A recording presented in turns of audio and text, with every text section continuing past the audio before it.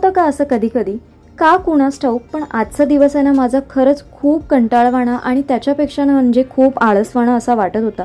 माहिती नाही, पण आज दिवसभर मला असंच वाटत होतं. का माहिती का आता उन्हाळा जास्त आहे म्हणून असं वाटत होतं, की कामामुळे किंवा ट्रॅव्हलिंगमुळे असं मला वाटत होतं, मला खरंच माहिती नाही. पण अशा वेळेस मी काय करते तेच मी आज आजच्या व्हिडिओमधनं तुमच्यापर्यंत पोहोचवण्याचा प्रयत्न केला आहे. आज ऑफिसमधनं येतानाच खूप असा कंटाळा आला ना, पण घरी आल्यावर आपल्यालाच जी कामं करायची असतात त्याच्यात कंटाळा मात्र करून चालणारा नसतो. कारण एकदा जर तुम्ही स्वतःशी ठरवलं ना की ही कामं मलाच करायची आहेत आणि तुम्ही आनंद घेऊन जर ती कामं केलात ना, तर त्याचा फायदा हा तुम्हालाच होणारा असतो. कारण जेवढं म्हणजे किचनमध्ये तरी नेहमी ना तुम्ही हसऱ्या चेहऱ्यानेच काम केलं पाहिजे. कारण आपल्या मनात जे विचार असतात ना तेच आपल्या जीवनामध्ये उतरत असतात. तर अशा वेळेस ना कधी कधी घाई गडबडीत किंवा कधी कधी आपला ज्या मूडमध्ये नसतो ना तेव्हा आपण त्याच विचारात जातो आणि मग कधी कधी काय करतो ना, कधी कधी जेवणातच मीठच जास्त करतो, तर कधी मीठच कमी करतो, कधी फोडणी बरोबर होत नाही, तर कधी भाजी काही प्रॉब्लेम होतो, असं बरंचसं काही होतं. पण आज मूडला चेंज कसं करायचं म्हणून मग मी येताना म्हटलं की आज आपण चटपटीत अशी भेळ खाऊया. म्हणून आज बऱ्याच दिवसांनी ना बाहेरून येताना भेळ घेऊन आली आणि ही सुकी भेळच मी घेऊन येते. आणि येताना काय करते ना, भेळ ना मी मिक्स करून आणत नाही, म्हणजे मसाला त्याची जी चटणी असते ना ती साईडला ठेवते. ओली चटणी शक्यतो मी बाहेरची खात नाही, कारण मग बाहेरचं थोडंसं हायजीन मेंटेन करते मी, कारण चटणी किंवा पाणी कसं वापरतात वगैरे त्यासाठीचं असं काही नाही आहे. पण मला भीती वाटते, मी शक्यतो बाहेरचं पाणी पण शक्यतो अवॉइड करते पिणं. कधी घेतलं असतं माझ्या घरातूनच नेहमी बॉटल माझ्या बॅगेत नेहमी असते, किंवा कधीतरी मग मी एक पाण्याची बिस्लेरी वगैरे घेऊन पिते. म्हणजे निदान पाण्याच्या बाबतीत तरी मी खूप हे आहे की कधी कधी आपण सांगू नाही शकत, कधीतरी डिसेंट्री होतात, लूज मोशन, पोटात दुखणं, ह्या सगळ्या गोष्टी होतात. आणि मी मेडिकल फील्डमध्ये असल्यामुळे ना माझं डोकं कधी कधी जास्तच दोन हे विचार जास्तच करत असते. तर आज मूडला फ्रेश करायचं होतं तर कॉफी हा बेस्ट ऑप्शन आहे माझ्यासाठी. जेव्हा कधी मला कंटाळा आलेला असतो ना किंवा मला कधी रिफ्रेश व्हायचं असतं ना तर मी कॉफी करते. आणि आज मी मिस्टरांना न सांगता त्यांच्यासाठी देखील कॉफी करत होती, म्हणजे नंतर मला ओरडा खायला लागणार आहे, कारण त्यांना चहाच लागतो, त्यांना कॉफी नाही आवडत. पण मला अशी ही थोडीशी अशी फेस आलेली जी कॉफी असते ना ती खूप आवडते आणि माझा मूड पटकन अगदी बदलून होऊन जातो. म्हणून छानपैकी म्हटलं कडक कडक आपण कॉफी पिऊया. माझ्या कपामध्ये मी थोडीशी कॉफी पावडर जास्त टाकली आणि ती कॉफीचा सिप एकदा घेतला ना की सगळा जो थकवा असतो ना, सगळा शीण असतो ना, मी निघून जातो. कारण मी कॉफी म्हणजे इतर वेळेस तर मी कॉफी पित नाही, दिवसभरात पण कॉफी होत नाही, ऑफिसमध्ये पण तर पिणं होत नाही. तर म्हटलं की चला आज आपण छानपैकी दोघांसाठी कॉफी बनवूया आणि छानपैकी भेळेचा आनंद घेत, आणि तो पण टी व्ही बघत बघत. पण मी कधीच असं निवांत असं बसत नाही. पण ज्यावेळेस मला लो फील होत असतं, ज्यावेळेस कामांचा कंटाळा आलेला असतो, तर तशा वेळेस काय करावं यासाठी आम्ही छानपैकी दोघेही बसतो, मस्तपैकी त्यांच्याबरोबर दिवसभराच्या मी गप्पा मारते. तसं तर गप्पा होतातच, पण कधीतरी असं असतं ना तेव्हा त्यांना देखील कळलेलं असतं, जेव्हा मी कॉफी पिते ना हे त्यांना देखील कळलेलं असतं की आज हिचा मूड काही ठीक नाही आहे. मग ते देखील खूप छान अशा माझ्याबरोबर गप्पा मारतात आणि माझा मूड थोडा बराचसा रिफ्रेश करतात ते देखील. आणि त्यांच्या गप्पांनी मला अजून एनर्जी मिळते की मी अजून काम करावं. आज त्यांनी थोडं माझं काम हलकं केलेलं, कारण त्यांना माहिती होतं माझी पण धावपळ असते. तर त्यांनी जसे माझे इस्त्रीचे कपडे असतात ना ते सगळे प्रेस करून ठेवलेले, कारण ते मला नेहमी म्हणतात इस्त्रीचे कपडे तू घरीच प्रेस करत जा आणि ते पैसे तुला वापरत जा, मी तुला थोडीफार मदत करत जाईन. आणि जेवढे पैसे तुझे वाचतात ना, जे काही तुझे मंथली 1000 रुपये होत असतील ना, ते तू तुझ्या खर्चासाठी ठेव, म्हणजे तुला तुझ्या त्याच्यात ना पर्सनल गोष्टींसाठी काहीतरी खर्च करता येतील. तर या गोष्टी मी त्यांच्याकडनं शिकलेली आहे. तर चला कॉफी पिऊन झाली आहे आणि माझा जो काही मूड थोडा डाऊन होती मी खूप फ्रेश झाली. कॉफी ही अशी गोष्ट आहे ना की मी कधीही प्याली ना की खूप फ्रेश वाटतं. जेव्हा जेव्हा लो फील होतं, कधी कधी कंटाळा येतो कामांचा, तर यावेळेस कॉफी हे परफेक्ट आहे. आज मिस्टरांना जबरदस्तीची कॉफी मी पाजली आहे. आणि आता काय करायचंय तर आता मी मोबाईलवर छानपैकी गाणी लावणार आणि मग माझ्या कामांना सुरुवात करणार. भाजी करायची. मगाशी तुम्ही बघितलं असेल तर मी 2 कंटेनर काढून ठेवले. तर एकात मी चण्याची डाळ भिजत घातलेली, म्हणजे सकाळी घालून गेलेली, आणि याच्यात ओलं खोबरं आहे. तर कढी करायची ताकाची. तर आमच्याकडे ओलं खोबरं वाटप टाकून ताकाची कढी करतात, तर ती करणार आहे. आणि पडवळाची भाजी करणार आहे.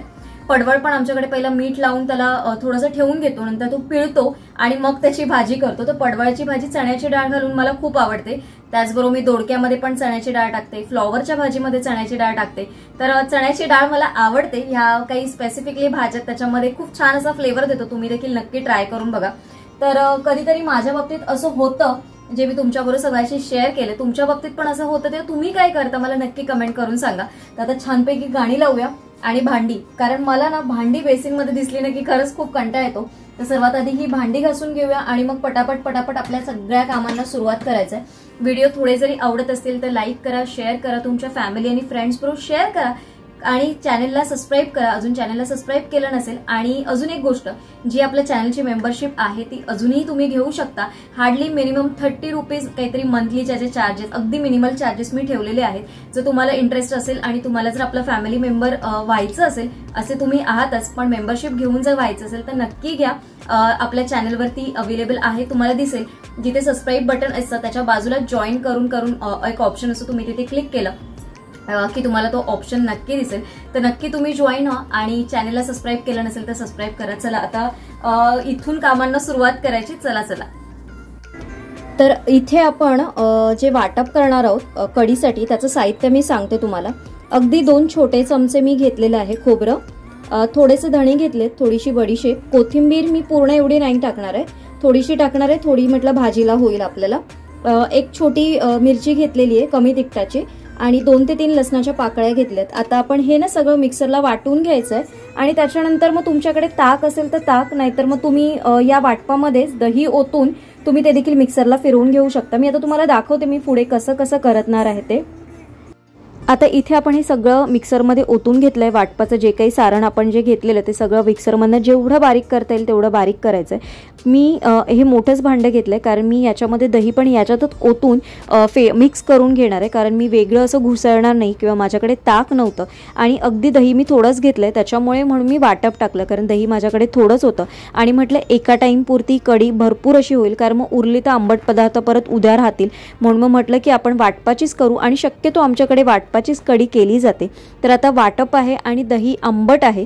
म्हणजे आंबट पदार्थ जे काही असतो, ताक किंवा कढी किंवा जर आपण काही सार वगैरे केलं तर शक्यतो स्टीलच्या भांड्यात करण्याचा प्रयत्न करते मी. सार वगैरे जर मोठ्या क्वांटिटीत असेल तरच ते मोठे दुसरे टोप वापरले जातात.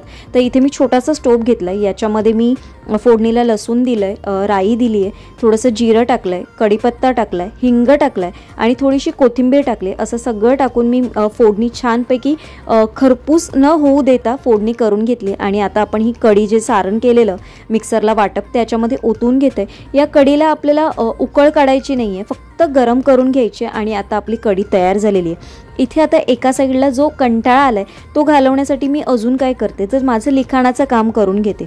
बऱ्याच वेळा मोबाईलमध्ये आपण वाटत असेल तर थोडासा वेळ तुम्ही मोबाईलमध्ये घालवू शकता, पण मोबाईलमध्ये न घालवता माझा तसाच वेळ मोबाईलमध्ये खूप जातो आणि डोळे कधी खूप त्रास होतो. त्याच्यामुळे मग जे माझं लिखाणाचं काम असतं ना ते मी यावेळेस करून घेते.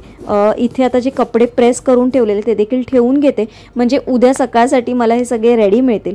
आणि आठवड्याभराचे कपडे अगदीच एकत्र प्रेस केलेलं असलं ना की मग आठवड्याचं टेन्शन देखील राहत नाही. इथे आता थोडासा वेळ काढून मी उद्याची तयारी मला काय करायची आहे किंवा उद्या कुठल्या गोष्टी करायच्या आहेत किंवा अजून काहीच असं आठवलेलं मला असं म्हणजे पटकन असं क्लिक झालेल्या गोष्टी असतात ना, मी थोड्याशा या वहीमध्ये लिहून ठेवते. आणि ही डायरी माझ्याबरोबर 24 तास असते. मी ऑफिसला जाताना पण असते, ऑफिसमध्ये पण मी माझ्या टेबलच्या इथे कुठेतरी ठेवते जिथे मला पटकन दिसेल असं, किंवा कधीतरी मी विचारत असते आणि कधीतरी पटकन असं काहीतरी आठवतं ना मग मी याच्यावर लिहून काढते आणि त्याच गोष्टी म्हणजे एक मेमरी म्हणून आपल्याबरोबर राहत असतात. तर ही सवय तुम्ही देखील लावा, डायरी लिहिण्याची सवय किंवा नोंद करण्याची सवय जर तुम्हाला असेल ना तर खरंच खूप असं म्हणजे आपल्यासाठीच ते फायद्याचं आहे. तुम्ही थोडीफार ही सवय लावून घ्या, म्हणजे तुम्हाला देखील याचा फायदा ना नक्की कुठे ना कुठेतरी होत राहील. आता नाही, ॲक्च्युली मी हे जेव्हा ठेवायला गेले तेव्हा मला कळलं की मी सकाळी ना काही नोट्स काढून आणलेल्या, म्हणजे काहीतरी माझ्याच अभ्यासाच्या गोष्टी होत्या त्या मी काढून आणलेल्या पण त्या वाचायच्या राहिल्यात, तर मी त्या डायरीमध्ये ठेवल्या म्हणजे उद्या जाताना मी त्या वाचता येतील मला. झाली माझी, जेवण वगैरे पण झालंय. आता उद्याची तयारी करायची. उद्याची तयारी म्हणजे जास्त काही नाही, ड्रेस वगैरे तर प्रेस केलेला असतो, फक्त ज्वेलरी वगैरे बघून घ्यायची आहे मला. थोडंसं मॅचिंग जे काही असतं इयरिंग्स वगैरे ॲक्च्युली आठवड्याभराचं मी एकदमच करून ठेवते, सगळं एकदाच सगळं काढून ठेवते कुठले ड्रेस वगैरे, पण माझे ड्रेस प्रेस नव्हते त्याच्यामुळे मला अंदाजा आला नव्हता.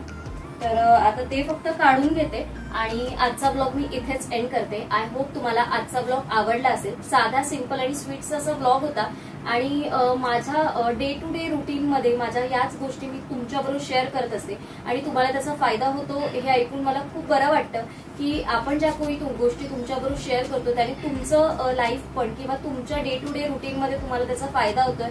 खरंच खूप छान वाटतं, बरं वाटतं. अशा छान छान कमेंट्स करा. तुमच्या प्रत्येक कमेंटने मला एनर्जी मिळत असते की मी छान छान ब्लॉग तुमच्याबरोबर शेअर करेन. तर आता जास्तची बडबड न करता आजचा ब्लॉग मी इथेच एंड करते. उद्या एका छानशा ब्लॉग सोबत परत तुम्हाला भेटेन. तोपर्यंत सगळ्यांना Shri Swami Samarth. Bye bye and take care.